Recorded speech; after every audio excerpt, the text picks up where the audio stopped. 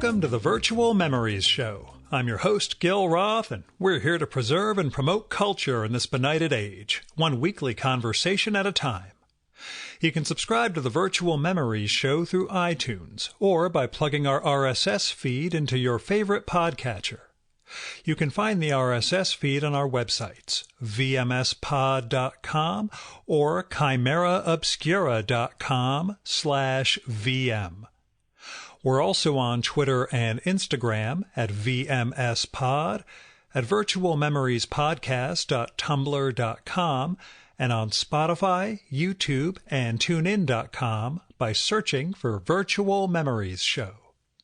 And visit patreon.com/VMSPod or paypal.me/VMSPod to make a one-time or recurring donation and help me continue to produce smart conversation about books, art, comics, and culture every week at the Virtual Memories Show.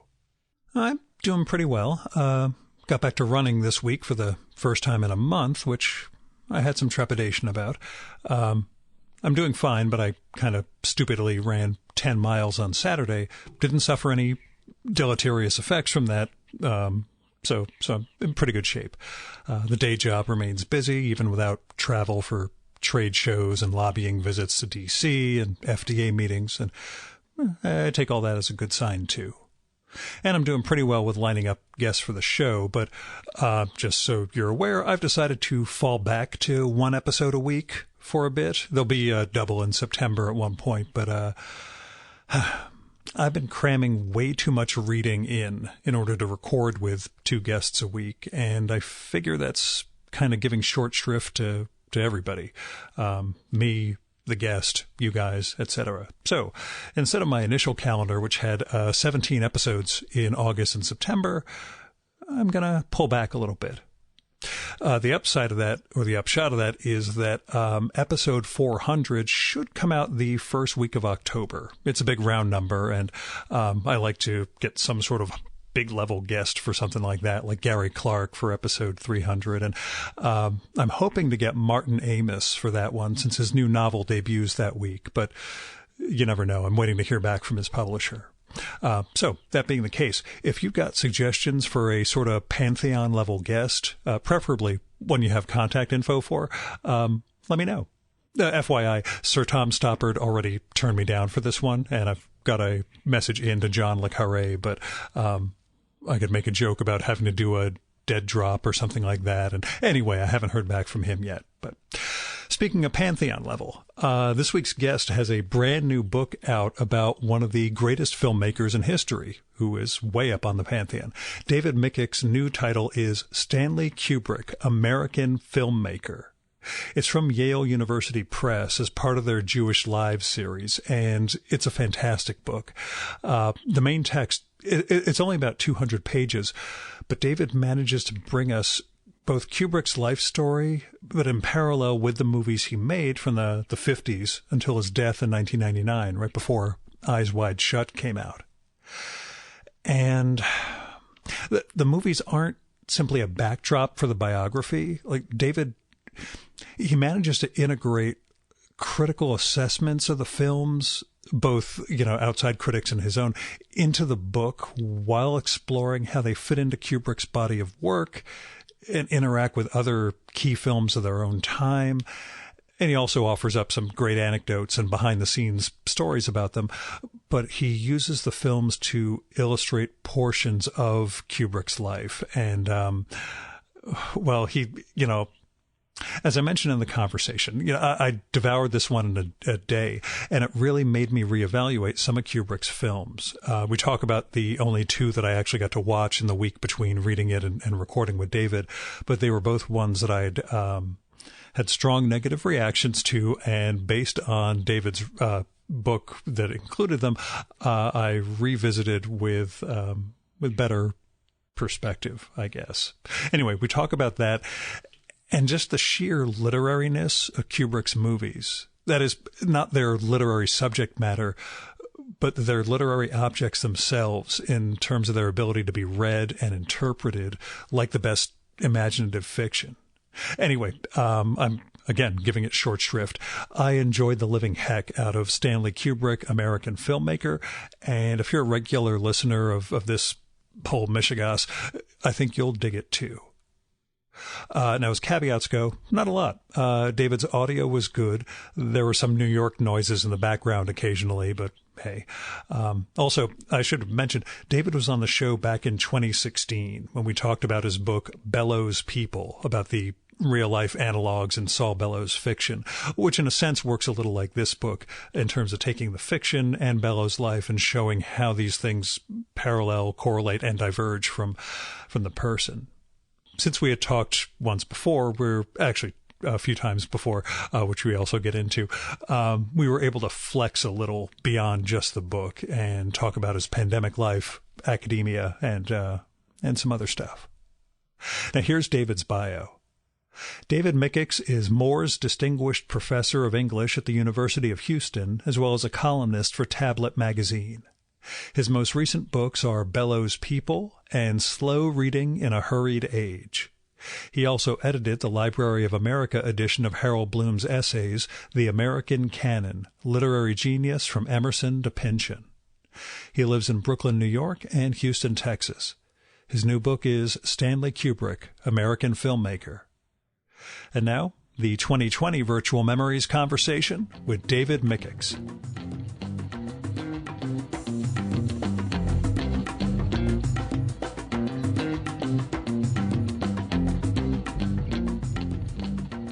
Where did the book begin for you?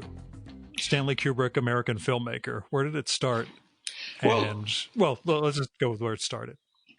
Well, that's a great question, Gil. And I'd have to go back to what was really one of the formative experiences of my life.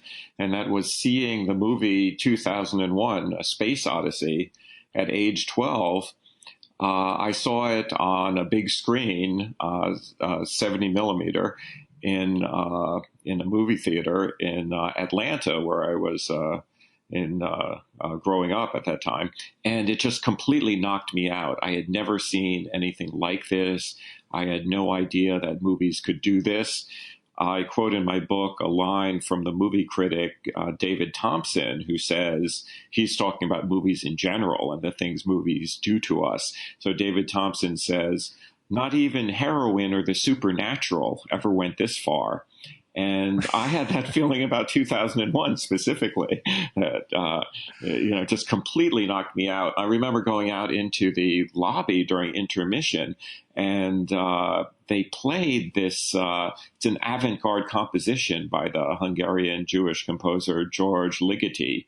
And so it sounds like this sort of eerie, otherworldly, serene and nervous at the same time sort of threnody. And I had never had that kind of experience either. So 2001 really was the ultimate art house triumph. It was the first movie that really forced audiences to actively speculate, to argue about the meaning of it. What was that ending all about?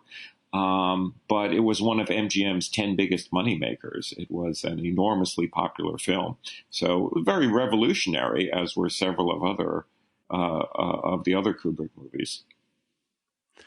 In fact, when that line came up in the book about you seeing it at age 12, my wife had to ask, his parents let him drop acid at 12? I'm assuming you did not actually see 2001 the first time while dosed. No, I did not. And I'm not sure I knew what acid was. I mean, I had been reading Mad Magazine, which had a great parody of 2001, by the way. But so I National Lampoon, I think I was reading too. So I didn't know what it was. But it reminds me of, Andrew Sarris, the great film reviewer, probably the central American film critic. Certainly he was for me when I was a kid. Sarris saw 2001 and said, what is this? Don't like it. And then he reported that he saw it again under the influence of a smoked substance. And he changed his mind completely and appreciated it much more. But there was an important part of the draw of 2001. People were frequently, more than frequently, perhaps universally might be closer to the truth, going to see it while they were tripping. And the ad campaign for the film described it as the ultimate trip.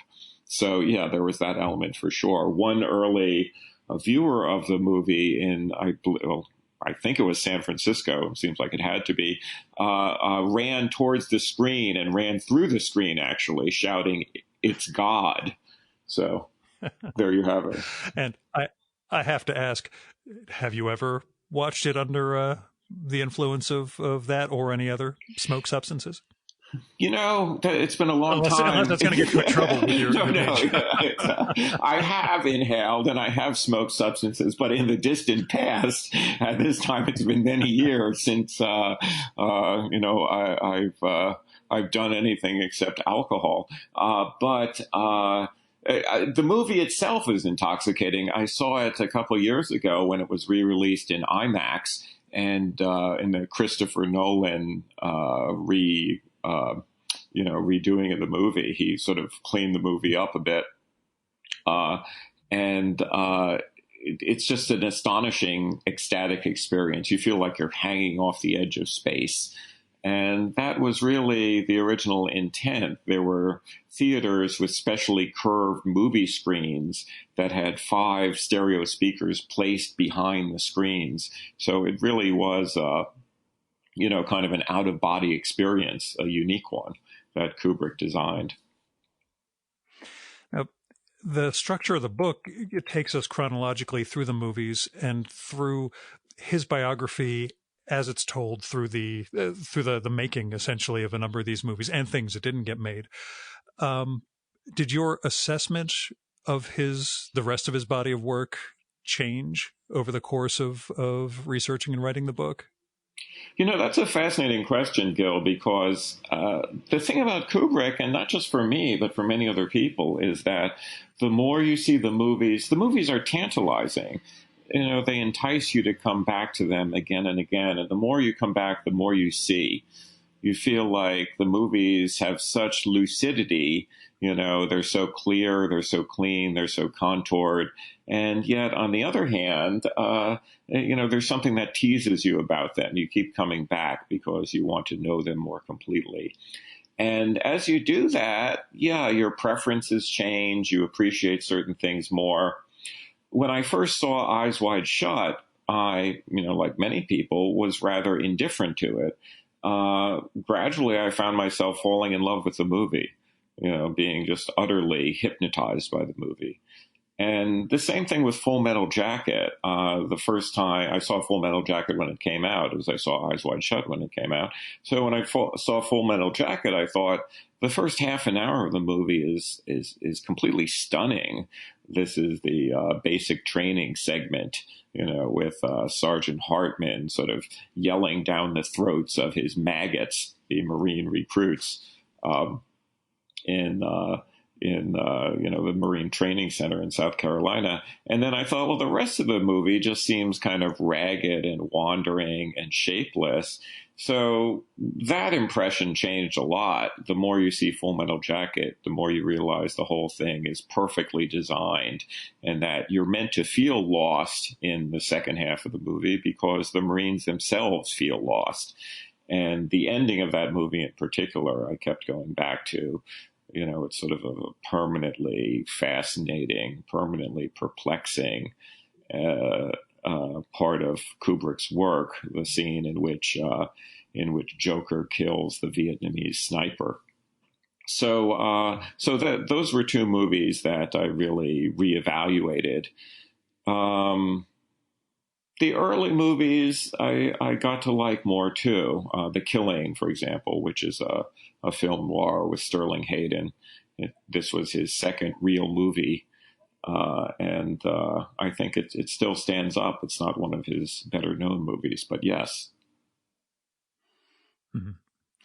And the one question that hung over the whole book for me, which I read in a single day, by the way, because I was just I was swept up, A, by the subject matter, B, your writing was just so lucid and evoked so much of the images of movies I hadn't seen in 10, 20, or 30 years that I would just found myself thinking, well, it's a Saturday, let me just keep going and going. And then I was up to Eyes Wide Shut and thought, well, I may as well finish this after all David did. So, but the title hanging over it, or really hanging under it on the cover, is Jewish Lives. It's part of the Jewish Lives series for Yale.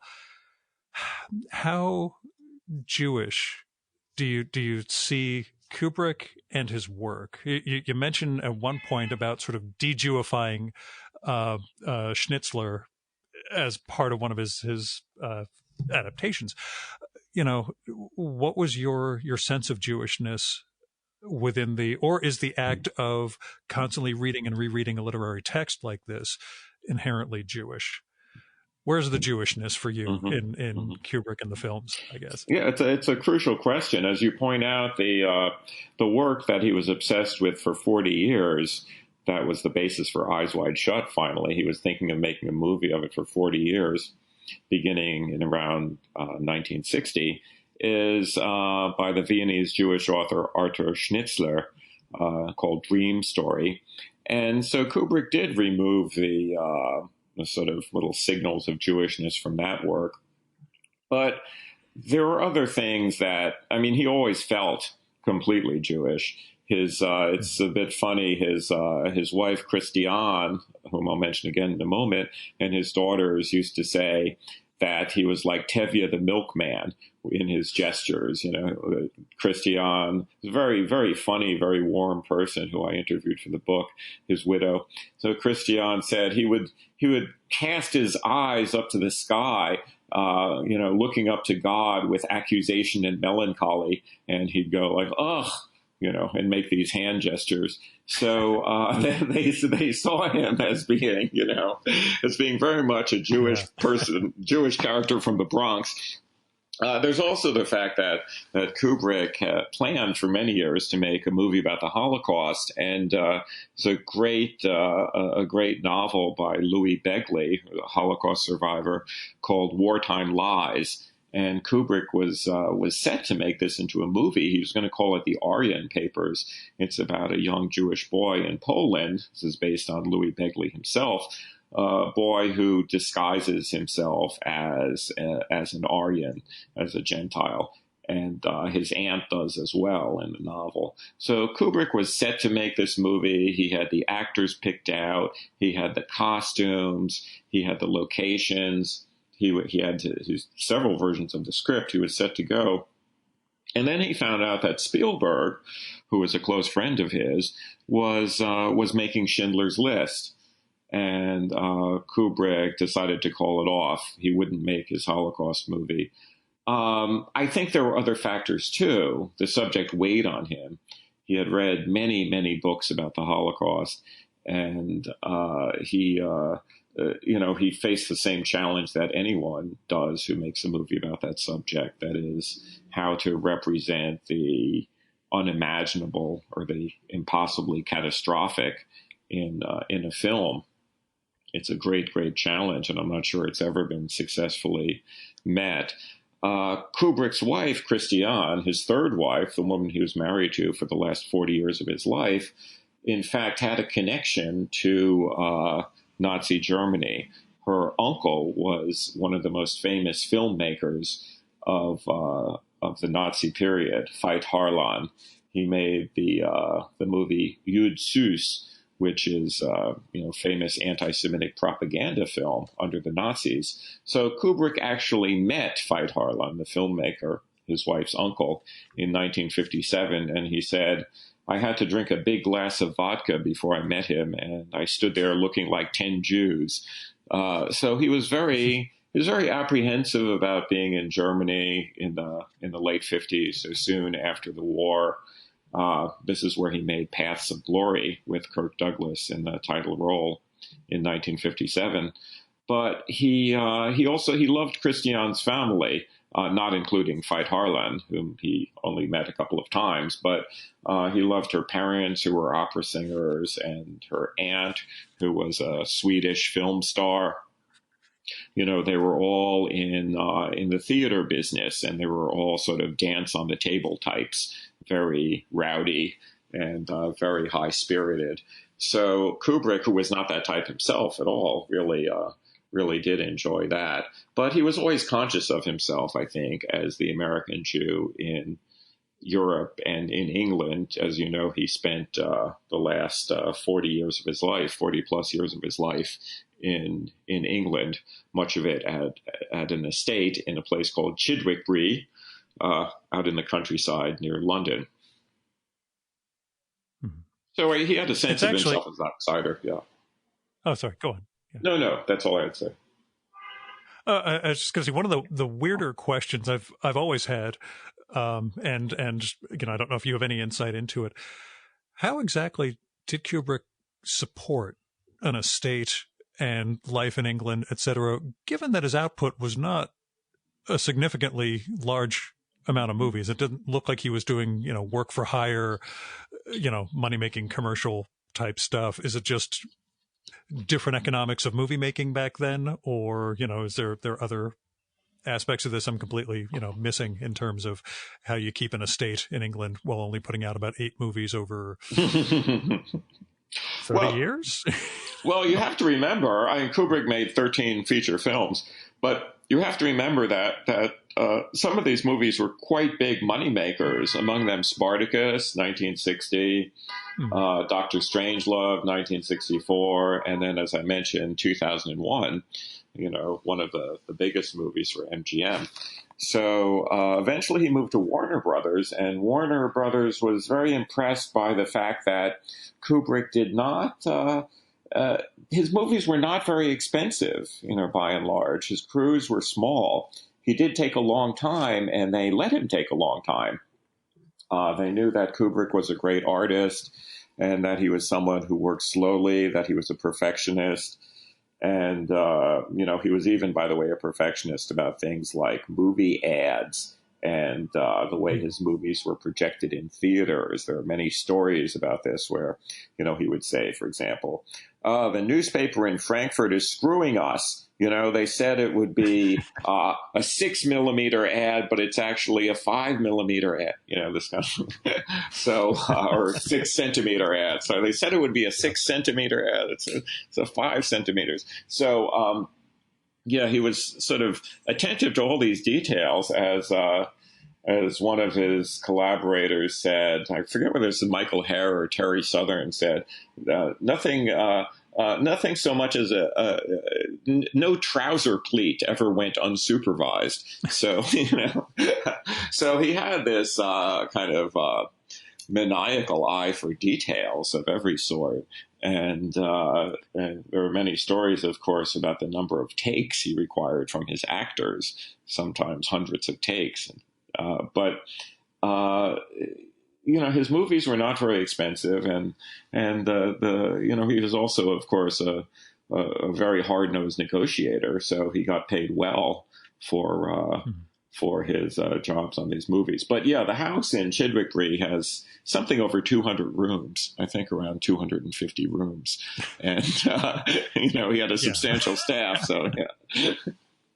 Yeah, that's all. I was trying to put that together. I'm like, I know, you're going to keep getting, royalties, et cetera, or however it's framed. But I was still like, that just seems unsustainable. But yeah, that's, directors are well paid. One thing, people sometimes don't realize this, but the highest paid person on the movie Casablanca was Michael Curtiz, the director. So, we tend to think of directors as, sort of being behind the scenes, and they're not celebrities. But yes, Kubrick made some money from his movies. In other words, is the short answer. Yeah. Now, can you grasp that combination of being this, as you said, this perfectionist, a control freak, in the genre that requires almost more collaboration than any other? Mm-hmm. In film, that sense that you need everybody to be on the same page, and yet you're trying to control every aspect of mm-hmm. everything that's going on behind it. Yeah, it's a terrific question. That is, Kubrick, this is a great image he used. He said once that making a movie is like writing War and Peace in a bumper car. And so, that's because every time, every day there's a million unexpected events. There are various accidents, various disruptions. You have to deal with this. You have to deal with that. Every morning you come into the studio lot, and there's dozens of people needing an answer from you, right? What about this? What about that? So there's a host of practical problems that you have to deal with and solve in various ways. And the unexpected always rears its head, it seems. But so the question is, how do you control the process? How do you master the details? How do you make it come out the way you want to? And although Kubrick does have the reputation of somebody who insisted on being in control of everything, in fact, he was very collaborative, both with screenwriters like Michael Herr on Full Metal Jacket and Diane Johnson on The Shining, both of whom, they wrote the scripts with Kubrick, but it was a very collaborative process, but also with actors. In 2001 and in Full Metal Jacket, the actors contributed a lot to the scenes. They suggested certain scenes or bits of dialogue. And what Kubrick would do is he would incorporate these various contributions into a revised version of the script. And then they'd go again the next day with this new script. So he didn't use improvisation, but he encouraged people to contribute, and he would work their contributions into, the new version of the script. But another thing he did, this is very characteristic of Kubrick, that he would demand take after take, but he wouldn't say, for example, "Oh, do it this way. I want you to." I want you to look this way, I want you to look that way, make this gesture, make that gesture. He would just say characteristically, "Let's go again." And so the actor would sometimes be baffled and would think, well, Stanley, was I doing something wrong? Or what do you want me to do? And he said, no, just go again. So what he wanted to do was to free up the actor to have the actor internalize the lines. As somebody said, I think it was Matthew Modine, said something like, at the 30-something take, if you get to about take 35, then something changes. Then it's like you're no longer trying to remember the lines. This is what Kubrick wanted. He wanted the actors to really know the lines from the inside. And he wouldn't tell them, oh, that was a great bit, because if you tell them that, then they put it in quotation marks and kill it, he thought, that. So what he did was, in demanding, as he often did, dozens of takes, or in some cases, over 100 takes of the same scene, that he wanted the process to flow. And it was genuinely collaborative.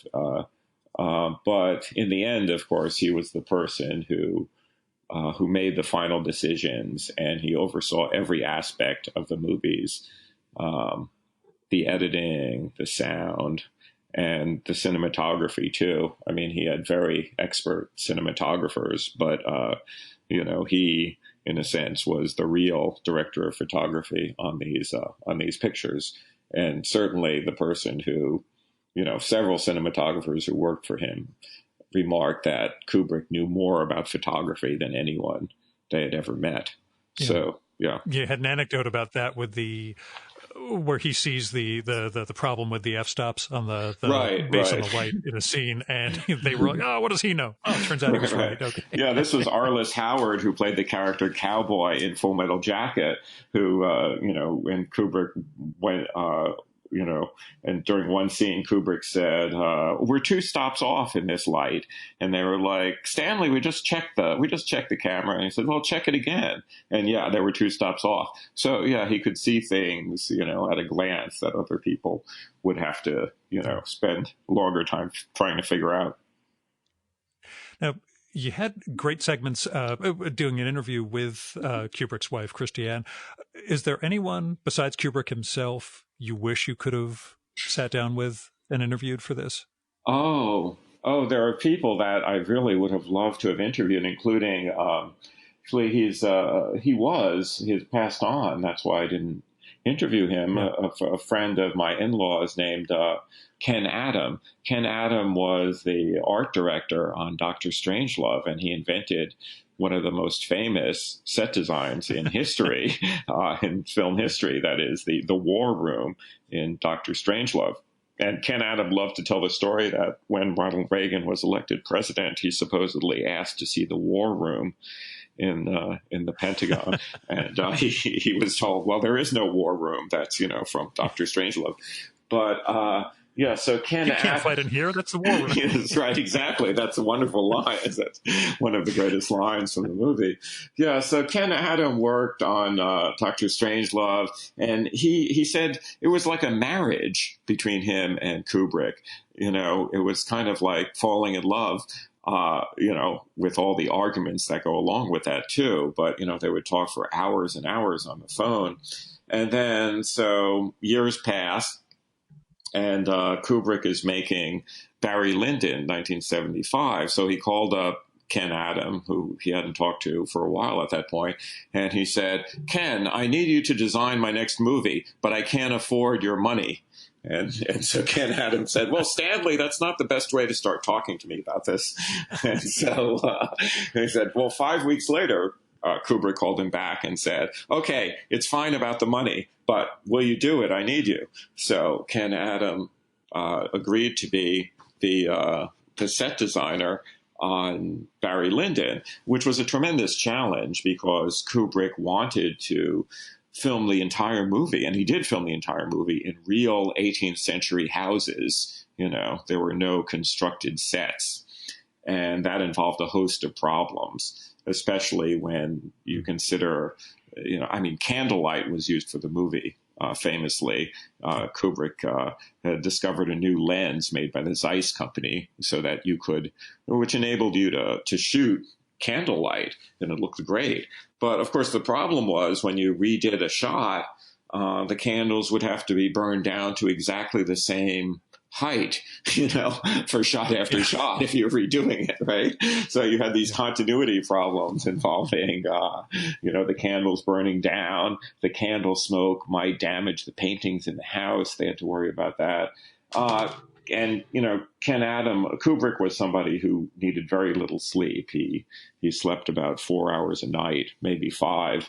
And so Ken Adam mentioned that, Kubrick would make me see these rushes at 2:00 in the morning, and then we'd have to go again, at 7:00 in the morning. So eventually he just broke down. He quit the movie. So Ken Adam is not listed as the art director on Barry Lyndon. But he said, Kubrick was incredibly kind, incredibly generous in his messages after Ken left the set and left the movie. So there was no resentment. There was a real knowledge, I think, on Kubrick's part that he pushed people incredibly hard, that he demanded a lot of them, and he understood when they broke down, as Ken Adam did. Actually, along those lines, what was the weirdest discovery for you during this process? Did you come across something along those lines, or anything else that was, holy crap, I did not know that either about the film, about the man, about the nature of the collaboration? Mm-hmm. Well, there's a couple things, and one is the archives. I should mention that I did a lot of work in the Kubrick archives at the University of the Arts in London. And material is a huge amount of material in the archives. Kubrick kept everything. He had about 1,000 boxes full of, bills, fan letters, treatments, scripts, et cetera, all kinds of stuff. So it's a great thrill to go through this material. And even more thrilling is the fact that some new material has been added to the archives. So recently, what scholars have discovered is there's a trove of script treatments from the mid-1950s, from the period of Kubrick's second marriage, which was a very troubled marriage and a very brief marriage with the ballet dancer Ruth Sabatka. She danced with the New York City Ballet, and she was also a designer, and she wanted to be the art director on Kubrick's movies. She wanted to be his collaborator. And he really pushed her away in that respect. At any rate, we have these script treatments now from the mid 50s, and they're really sort of desperate and Dostoevskian. There's one called The Famished Monkey. They're about these scenes of sort of incredible hysterical jealousy during marriage, and how the marriages break down so dramatically. So you could tell that Kubrick was thinking about this issue, ever since that point, up to the time that he made Eyes Wide Shut in the late 90s. So, but it was the sheer, the sheer kind of desperate emotion of those script treatments was a surprise to me, because we often think of Kubrick as a very cool, cerebral, sort of hands-off type of person and type of director. But he does, in fact, show us very passionate emotions, but it seems that he's showing them to us from a distance, with a great kind of clarity. And, in his own life, he certainly had enough emotional trouble, at least before his final marriage, which was a very happy one. So that's one thing. Another interesting discovery, I don't know how much of a surprise it was, but it was a real delight, was a series of letters between Kubrick and Gus Hasford. Gus Hasford was the Vietnam vet who wrote the novel on which Full Metal Jacket was based, a novel called The Short Timers. So Hasford was just a real character. He was from Alabama. He was a book thief. He had, he would steal books from public libraries. He amassed an immense library of stolen books. He had a very checkered career. For a while, he was sleeping in his car. He edited a porno magazine in L.A., et cetera, et cetera. And, he wrote these very entertaining, rather scurrilous letters to Kubrick. And eventually he and Kubrick fell out. So this was also, testimony to Kubrick's patience, because, Kubrick is very gentle with Hasford, even as Hasford, flings various accusations at him. You exploited me, you stole my stories, you stole my book, et cetera, et cetera. But Hasford is really, I quote a little bit from the letters, but there are many, many more in the archive, and they're just hilarious. It's the kind of thing that, you're falling to the ground, just marveling at this man's wit. So you could understand Kubrick was, very interested in him, but also wary of him. And, they talked on the phone in Kubrick's usual mode. Yeah, Kubrick actually would have been great during the period of coronavirus because, he loved to talk on the phone, in-person meetings, not so much. But, they talked for hours and hours, several times a week, for a period of months, he and Hasford. And, so that was the nature of their relationship. So there are a couple instances like that in which you sense, Kubrick was very, he was very expert at getting close to people, of course, getting what he wanted from them, but also, he was genuinely interested, genuinely fascinated by people. But I just have to tell you one story that's not in the book, but it's a lovely story, I think. So I do mention in the book that Eyes Wide Shut had the longest continuous shoot of any movie in film history, 16 months. And it was longer than was planned, but from the very beginning, Kubrick knew that it was going to be a very long shoot. And so when he would ask people to work in the movie, he would tell them this. So he called up John Turturro. He was thinking of John Turturro for a minor role in the film, in Eyes Wide Shut. So he began, and this was typical of Kubrick, they talk for an hour, 2 hours.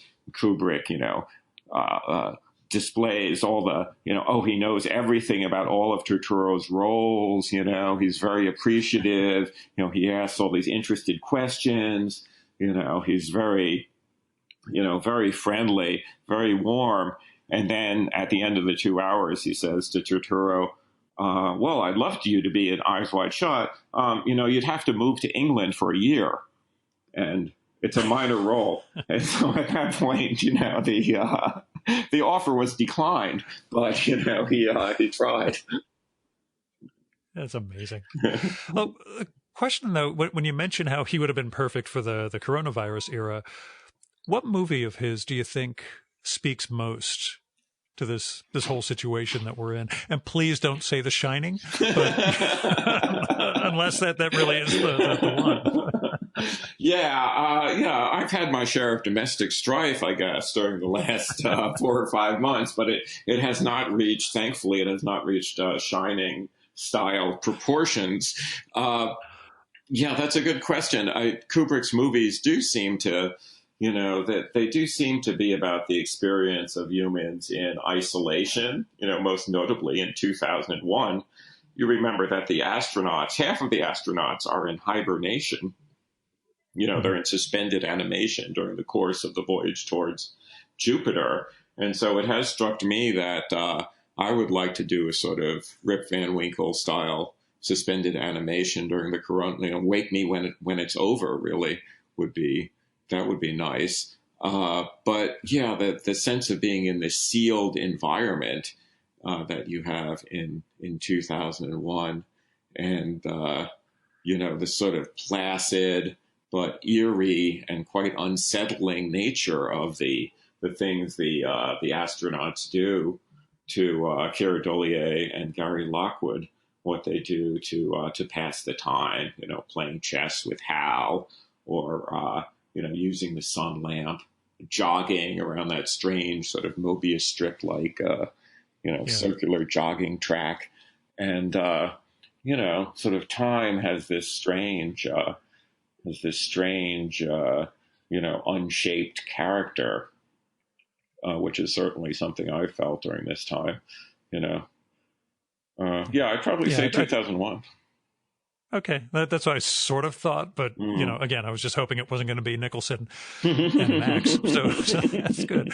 Now, is there a project you most wish Kubrick had made? And let me tell you, when you mentioned that he was considering trying to adapt my favorite Stefan Zweig piece, Chess Story, I plotzed because that would have. I put those together. I'm like, oh my god, that would have been perfect. Yeah. But is there a project you wish he had gotten to?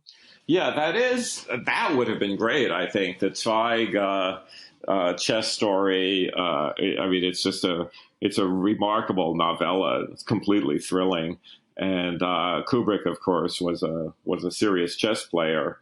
He early in his career, when he wasn't getting movie jobs, he would play for quarters in Washington Square Park, and he claimed he was the 5th or the 6th best player in the park. And he played chess throughout his life. He would play it with the actors on set. So Chess Story by Zweig would have been great. I think that I like AI as Spielberg actually made it. Kubrick was planning to make the movie himself. As I mentioned, he was great friends with Spielberg. They spent hours on the phone very often.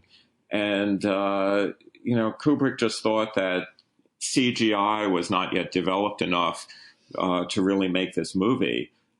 When he was developing it when he was planning the movie in the mid-90s. So he put it off, and eventually it became clear as Kubrick was making Eyes Wide Shut that, it seemed likely that Spielberg would make it instead of him. So I happen to like the Spielberg movie very much, and there are important elements of that movie that Kubrick did invent. He worked on the script for years and years with various script writers. So I would say not that one. Good question. Well, the Napoleon movie, I don't know. I would have to ask myself. You sound reticent about it. In the book, you sound like it's a very misguided direction he was going to go in. So it doesn't sound like something you would wholly endorse. But yeah. I think it has if you think of Kubrick's movies, you don't have a Kubrick film that's about a monumental personality like Napoleon. So I think that's my hesitation.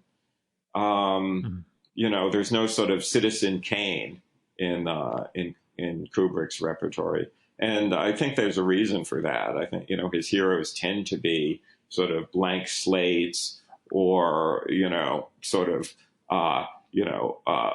uproarious and disturbing, like Alex in Clockwork Orange. But there's no sense of the protagonist being, monumental or heroic or world historical in the way that you would need for a movie about Napoleon. So for that reason, it's hard for me to imagine it. I would like to have seen the Orient Papers. I do think it's too bad that he did not make that movie. I've read the scripts for the movie, and they need work. They're promising, but they need work. But that was true of all of Kubrick's scripts. The scripts changed a lot in the course of filming. So I think that might have been a quite worthwhile film. So that's probably the one that I would mention. Gotcha. And when you mention the protagonists, the sense of, we'll say, for lack of a better word, or lack of a better term, toxic masculinity. It's a good term. Within his characters and his movies, can you assess Kubrick in an era in which, a lot of viewers are, the women, until Eyes Wide Shut, I know there are individual instances in the films otherwise, but women really getting a significant role in Kubrick films. Mm-hmm. There are movies in which women are almost 100% absent. Yeah. And, I guess just how weird is that to assess in this day and age? And what do you think you go into it a bit in terms of that sense of a boy, who's still stunted at a certain age, seeing how that expresses itself in these various cultural moments. Mm-hmm. But, looking at Kubrick in that light, in that, not a feminist light, but simply, a human one where there are multiple genders wandering around. Because it really struck me rewatching Eyes Wide Shut, and I only got to watch 2 of his movies in the last week prepping for this. Mm-hmm. Clockwork Orange and Eyes Wide Shut, which are rather diverse, as those two go. But yeah, I was just wondering, like, how you look at it, analyzing his work, what it says about him and about the age in which he was filmmaking and where we are now. Mm-hmm. Yeah, it's certainly true that men are a lot more prominent in his movies than women. They're central. And Eyes Wide Shut is the exception that proves the rule, maybe, because in that movie, Alice Harford really is the central character, I think, even though Tom Cruise as Bill Harford, appears in more of the movie. Nicole Kidman as Alice is sort of infinitely subtle and refined and remarkable in her performance. And she really is, in a lot of ways, the emotional center of the movie. So, that, as I say, may be the exception that proves the rule. But also in Lolita, I think Sue Lyon is quite remarkable. And I write in the book about how Kubrick really, developed that character and worked with her. She was, of course, a very young actress. It was her first role. And it really is quite something.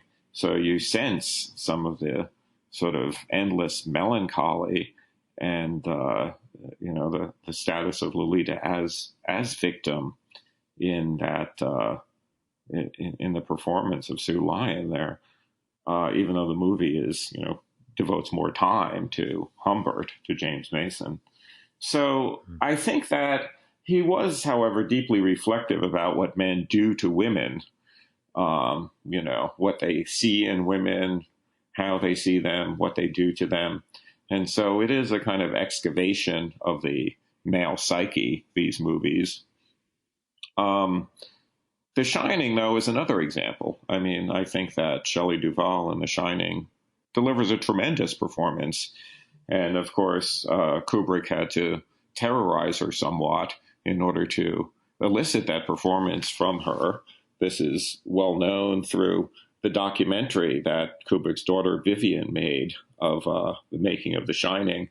And, Duvall, though, said, well, she learned more from Kubrick about acting than from anyone else. And, clearly she was thinking of Robert Altman, in whose movies she had been before she was in The Shining.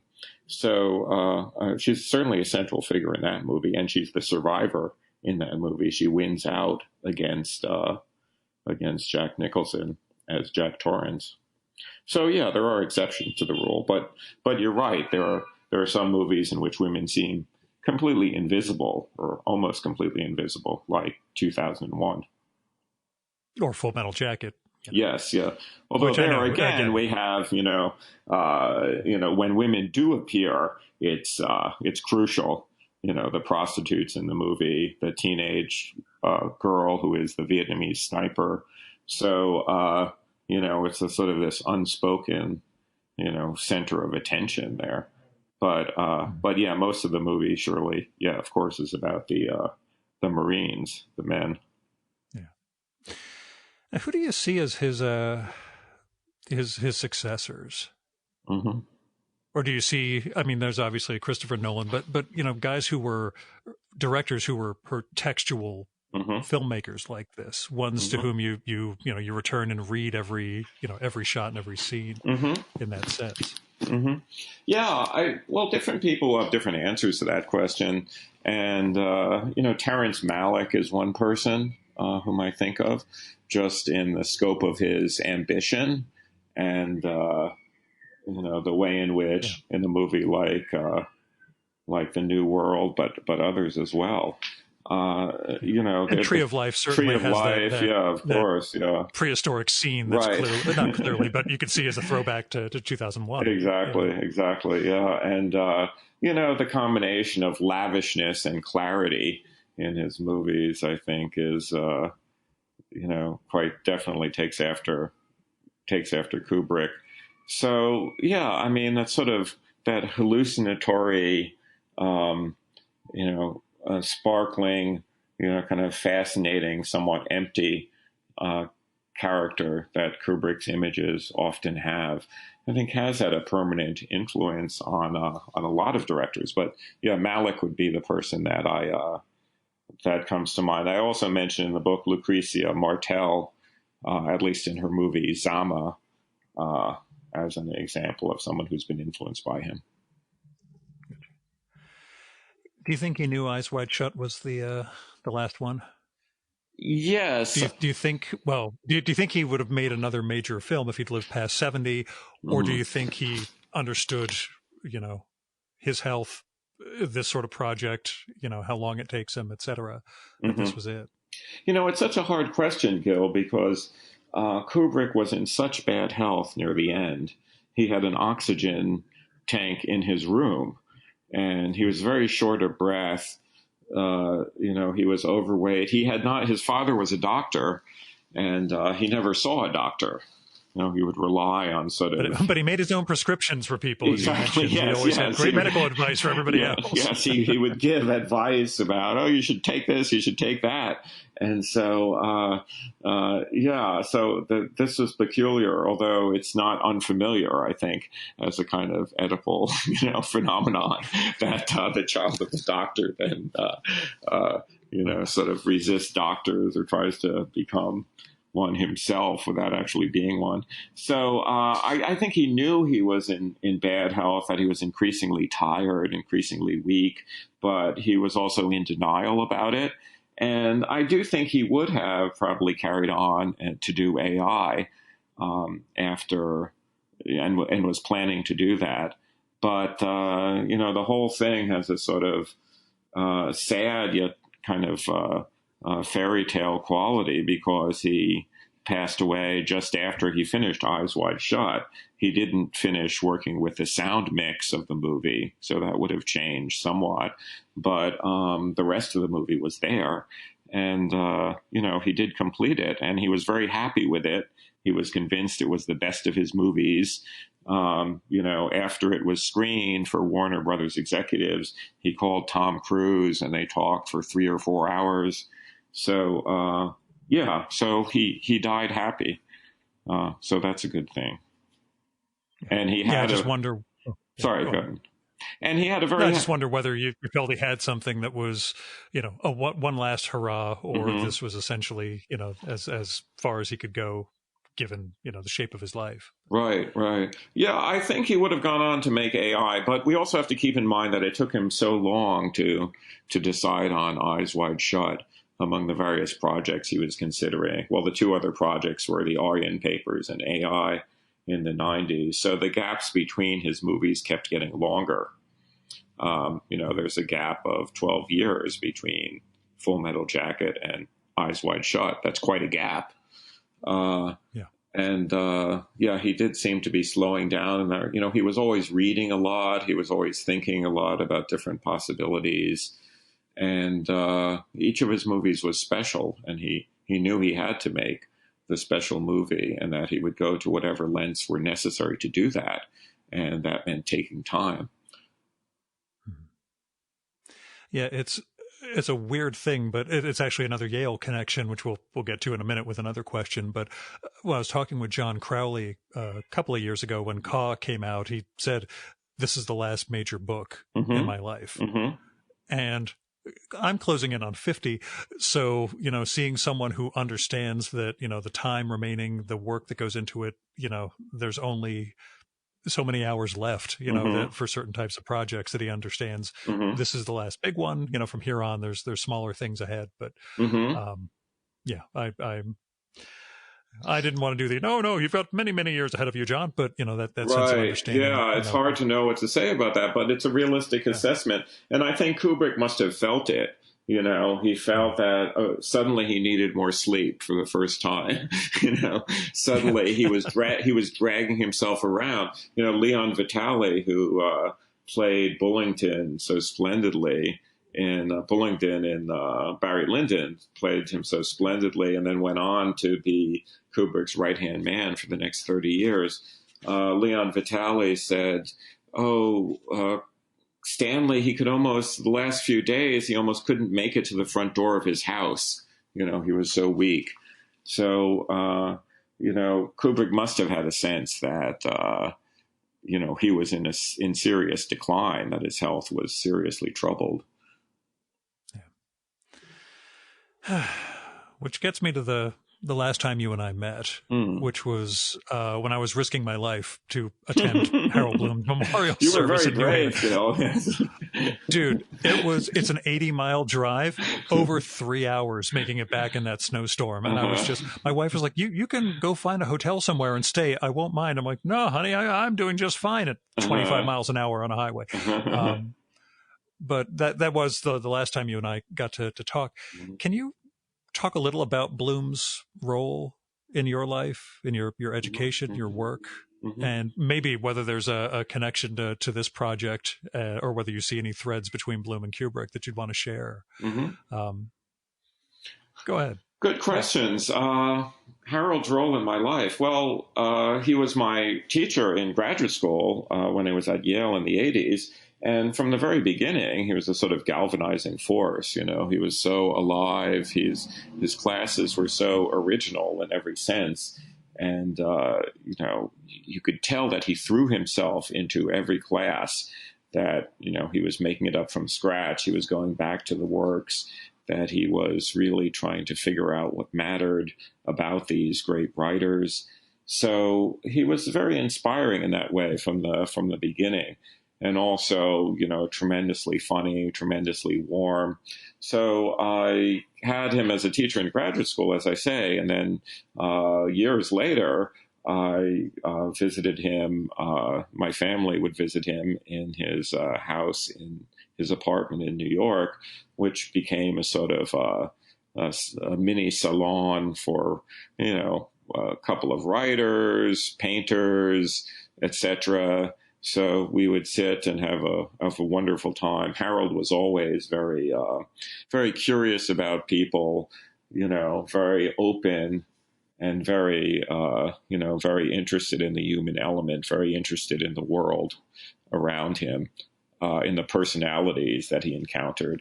And that's a somewhat unusual quality for famous literary scholars, many of whom kind of closet themselves away with their books. So I was always inspired by the way that Harold combined his interest in books with his interest in people. And, he once said that, well, the reason we read books is because we don't have enough time to meet all the interesting people. And, I thought that was so wonderful that, yeah. I mean, it's also, of course, the fact that, well, who's more interesting than, Levin or Anna Karenina or Raskolnikov or who, these are Hamlet. These are pretty interesting people, right? There's not that many of them in the world, perhaps. But Harold also recognized that a lot of people really are interesting and, would do quite well as the protagonist of a worthy novel, if there were someone around to write about them. So yeah, I like the way that life and literature came together in that way for him, and his the degree of his affection, his generosity towards everybody was really had an effect on me. And for you, you follow in his footsteps in terms of teaching ostensibly English, but, literature or creative literature as we know it. How is teaching in the COVID era for you? Or have you not had a semester yet?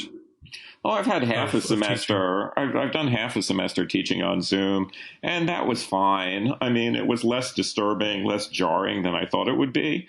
And in fact, some students seem to prefer there's some students who seem to prefer, tapping out in the chat bar. They ask very good questions in the chat bar. And then so from time to time in the class, I say, okay, so we have some questions in the chat bar from so-and-so and so-and-so. And so it is a way for some students to overcome their shyness, which is great when such things come along. That's always great. So the discussions have not been bad. You miss the actual presence, of course, of everybody sitting around a table together. But, I tend to think that, we can make do. My sense is that a lot of colleges are going online for the fall term, and this is probably the right thing to do, given the social mixing that college students like to engage in. It's I think the way to go is online, at least for the fall. But yeah, I have not found it as terrible as I had feared, not by a long shot. Did you have to change your, we'll say, performance along those lines? Is it a different type of speaking you engage in, or were you able to essentially translate David at the table with, David at his own table talking to a computer? Yeah, that's a good question. Well, there are two different schools with Zoom classrooms or with Zoom teaching. And one school says you have to make sure that everybody appears, that everybody has their video turned on. And then there are other people who say, it's okay if their video is not on. And so I sort of wavered between these two options, but I felt that I was connected with the students. I mean, the reason for them to have their video on is that then you can, when I'm teaching live, I always, want to make sure that people are listening, that, even if they're not saying anything, they're saying something in their head, in response to what I'm saying. And it's true that you can't really do that on Zoom, but you sort of move past it, I think. That is, you leave it up to them to make the connection. You have to do that. There's no other way. And, so I suppose I did get used to that. And, it is a big difference. It's quite a big difference from live in that respect. Out of the left field question, which ties back into Kubrick because he adapted it, do you think Lolita, the novel, survives another generation? I think it will. I really think it will. I've taught Lolita recently, twice actually, to grad students and to undergrads.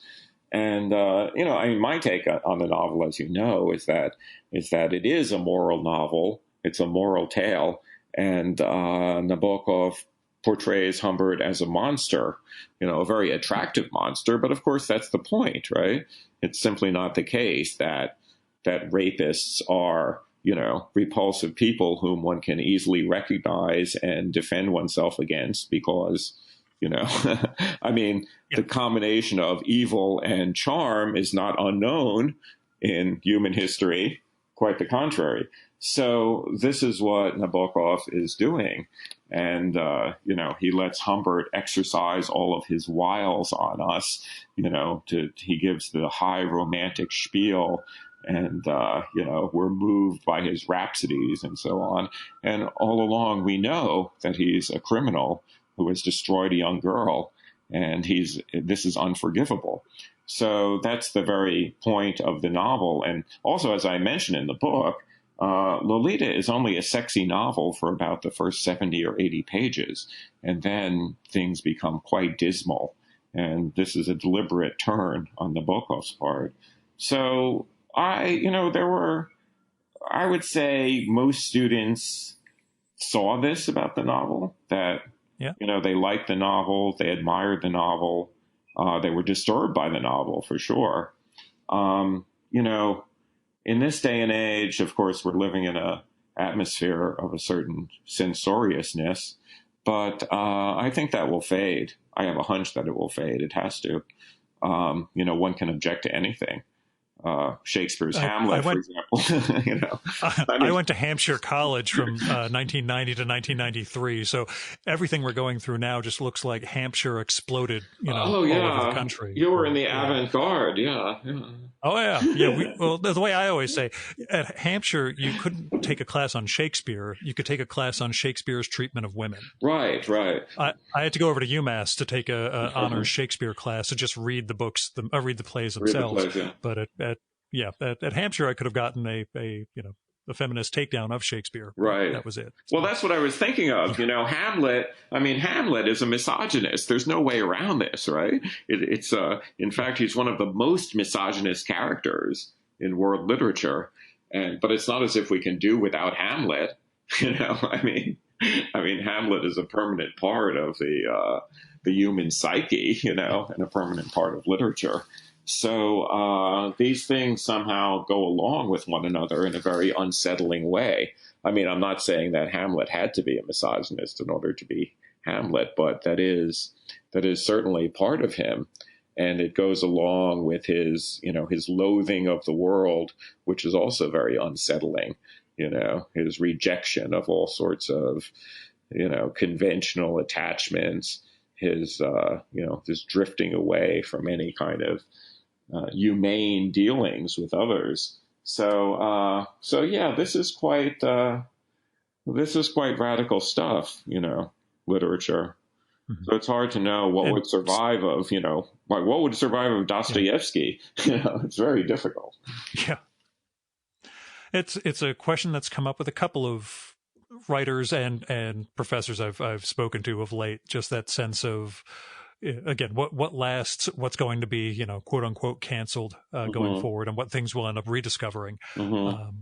But yeah, that's what I've certainly been curious about. And you say the students are, once I'm putting words in your mouth, get over it, that they get it ultimately, or they're willing to engage the work, on a deeper level. The thing that I taught 2 years ago in the spring, I taught a contemporary American fiction class. And it was a new class for me. I had never taught it before. It began in 1945. As you know, this is the old definition of contemporary, that it's post-World War II.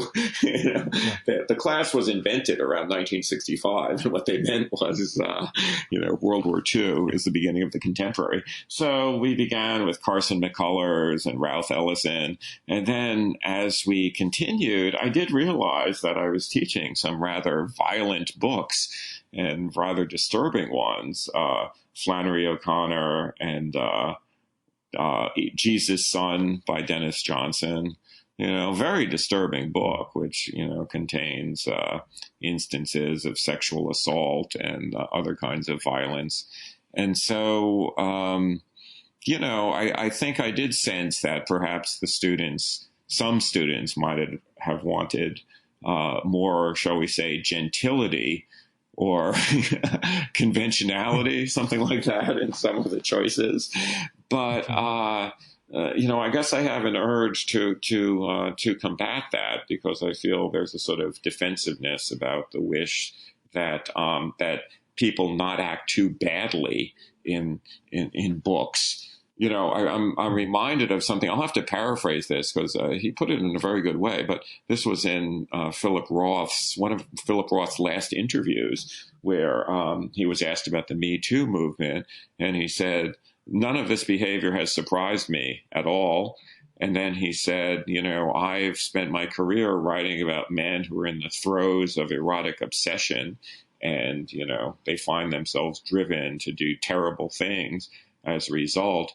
And he said, "Well, if people are looking to me as a sort of PR agent for the male gender, that is not what you will find here." And so I think that's the danger, in part, that, if you're choosing books in which, for example, men behave rather well, this is a sort of PR effort that men do not, in fact, always behave well. And so, perhaps those instances are relevant as well, Yeah, that's been another one. I have the, me and my Philip Roth thing. I'm like, well, I have no idea if he survives another 25 years of this, but I'll continue to champion his work where I can. So. Yeah, I think that certain Roth novels will, and other Roth novels will survive, but will never be taught. I would never teach Sabbath's Theater, for example. It was designed as an unteachable novel, and I respect that. This was part of the point of the book. But, I taught The Human Stain, and I think The Human Stain is a novel in which you have, intensely sympathetic portraits of the women characters, especially the central woman character. The students in my class understood that. They didn't think of The Human Stain as a book that, sort of endorses, universalizes, or something. So, it wasn't. You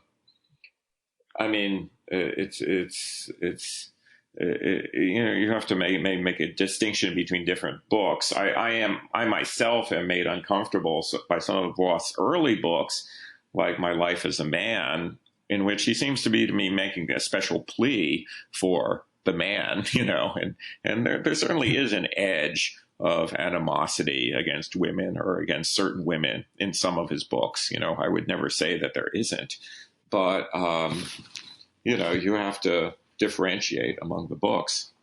He's written some very great ones. And I always fall back on Every Man as his late, that late little quartet of books. I fall back on that every year for my, the reminder that I'm a Jewish man who's going to get old and die if I'm lucky. Me too. I should reread that. Yeah. No, those very moving, those late books. They really are.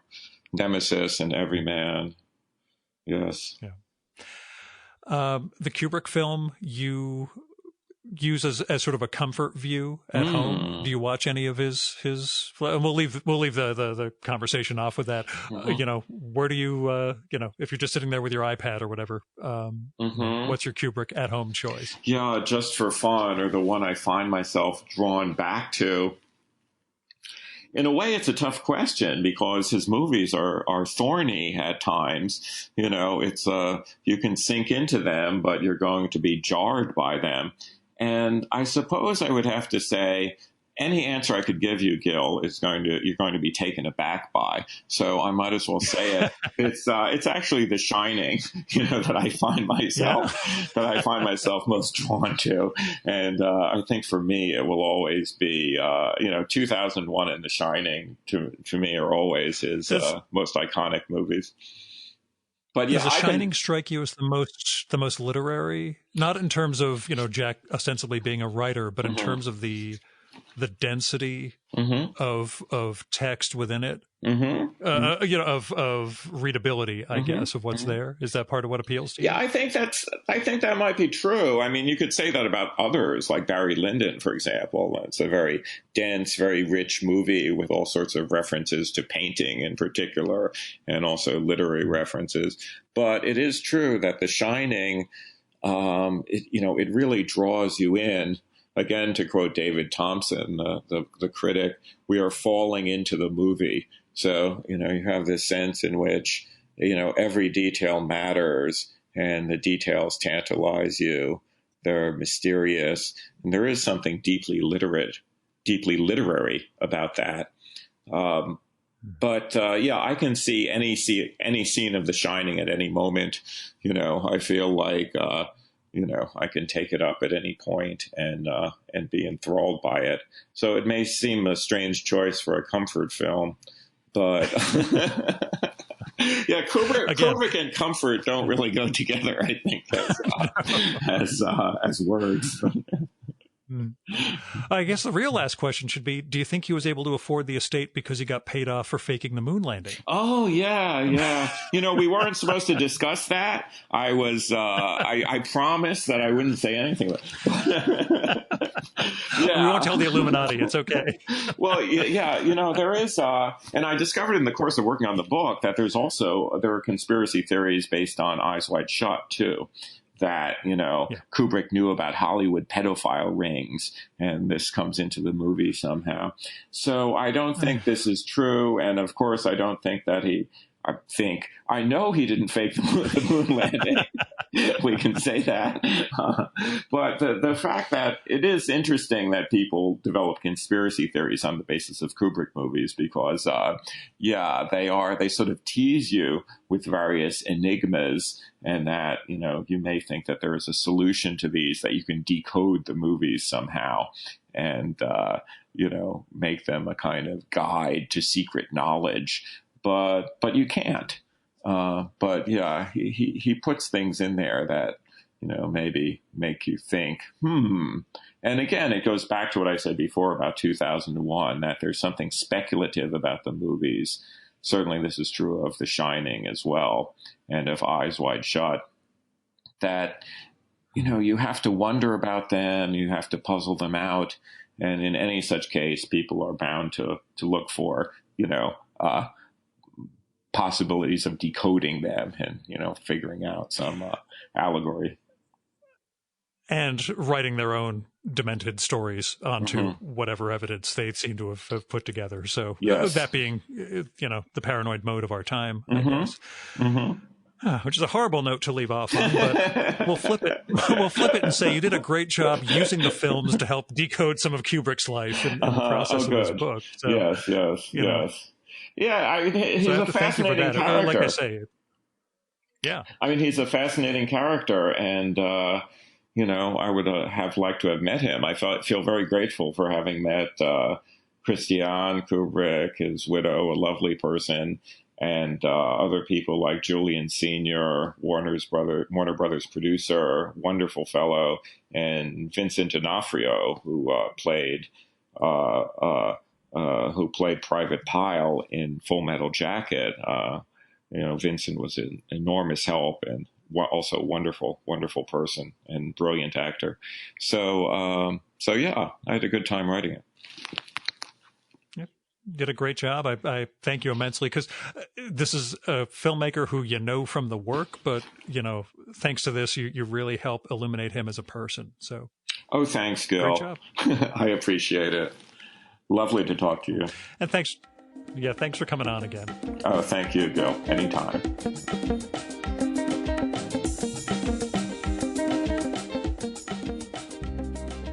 And that was David Mikics. Go pick up his brand new book, just out today, which is August 18th, 2020, for you time travelers out there. It's Stanley Kubrick, American Filmmaker, from Yale University Press as part of their Jewish Lives series. It's a really insightful book, and like we talked about, it opened my eyes to aspects of Kubrick that I'd never considered and actually got me to reassess and reevaluate Eyes Wide Shut. Still not sure I'm going to go back and check out AI, the Spielberg movie based on a lot of Kubrick's work, Kubrick's background work for that movie. I still think there are major flaws with that, although part of the book shows how some of those flaws were Kubrick-driven and not Spielberg-driven, as I had thought. Anyway, you can find Stanley Kubrick, American filmmaker, through Better Bookstores or Yale University Press's site. Now, David does not have a website, not on Twitter, not on Instagram, is on Facebook as David Mikics Author, as well as his personal page, david.mikics. The David Mikics Author site or Facebook page hasn't been updated since his Saul Bellow book in 2016, but I bet he jumps back on the wagon to tell people about this book. So that's facebook.com/DAVID MIKICS So Mikics is MIKICS. There'll be a link to that in the show notes. Now, in the before time, this is when I would ask you for financial support through Patreon or PayPal for the podcast. Don't want it. My day job, as I mentioned at the top, is still cruising along, treats me pretty well. I would appreciate letter, postcard, email, whatever, to let me know what you think about the podcast. But if you've got any money to spare right now, there are a lot of other people in need. There are artists, writers, non-artists, non-writers, people with Patreons, Kickstarters, Indiegogos, GoFundMes, especially for medical issues. So maybe you can give that way. If you're not comfortable giving to individuals, there are plenty of institutions out there that could use your help right now, especially food banks and freedom funds. On top of that, there are political contributions you can make depending on what your political bent is, but we're not going to get into that part of things. What I'm saying is there are a lot of people in need right now, and if you're in a position to help them, then I ask, please help them. Now, as far as a benefit for supporting the podcast and something I roll out to people who don't necessarily support it, I still have a few dozen copies of the very first issue of my zine, Haiku for Business Travelers. If you want one of those, just drop me a line or visit haikuforbusinesstravelers.com and hit me up there. It's free. I just made it so that I could share my art with people, such as it is. If you want to support it through, giving me a couple of bucks for postage or production, you can do that via PayPal. But really, this is just my gift to myself. Our music for this episode is Fella by Hal Mayforth, used with permission from the artist. You should visit my archives to check out my episode with Hal from the summer of 2018 and learn more about his art and painting. And you can listen to his music at soundcloud.com/Mayforth. And that's MAY, the number 4, TH. And that's it for this week's episode of the Virtual Memories Show. Thanks so much for listening. We'll be back next week with another great conversation. You can subscribe to the Virtual Memories Show and download past episodes at the iTunes Store.